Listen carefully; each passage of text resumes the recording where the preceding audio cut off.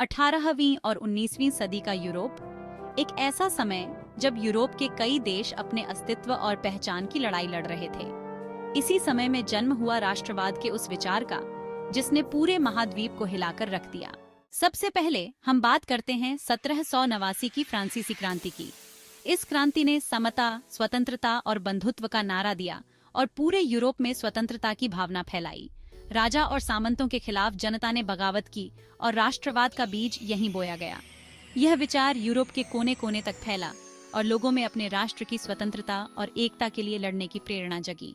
फ्रांसीसी क्रांति के बाद नेपोलियन बोनापार्ट ने पूरे यूरोप में अपनी सेना के माध्यम से राष्ट्रवादी विचारों को फैलाया।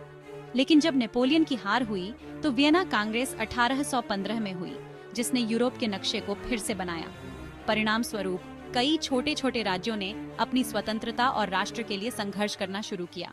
19वीं सदी में आई औद्योगिक क्रांति ने भी राष्ट्रवाद के उदय में महत्वपूर्ण भूमिका निभाई।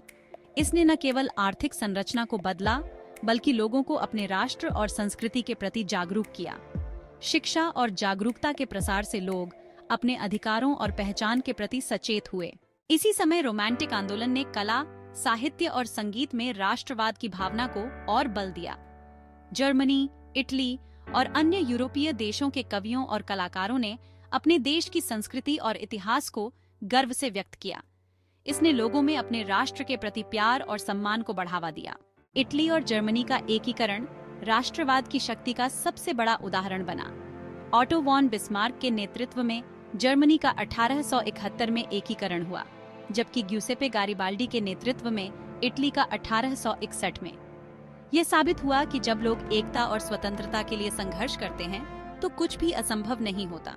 प्रिंट मीडिया और शिक्षा का प्रसार भी राष्ट्रवाद के उदय में अहम साबित हुआ। अखबार, पत्रिकाएं और किताबें लोगों को उनके इतिहास, संस्कृति और अधिकारों के बारे में जागरूक करने में महत्वपूर्ण रही। शिक्षा ने राष्ट्रवाद के विचार को जन जन तक पहुंचाया। इस तरह यूरोप में राष्ट्रवाद का उदय कई ऐतिहासिक घटनाओं और विचारों के मिलन का परिणाम था। एक ऐसा विचार जिसने न केवल यूरोप की सीमाओं को बदला बल्कि पूरे विश्व को प्रभावित किया।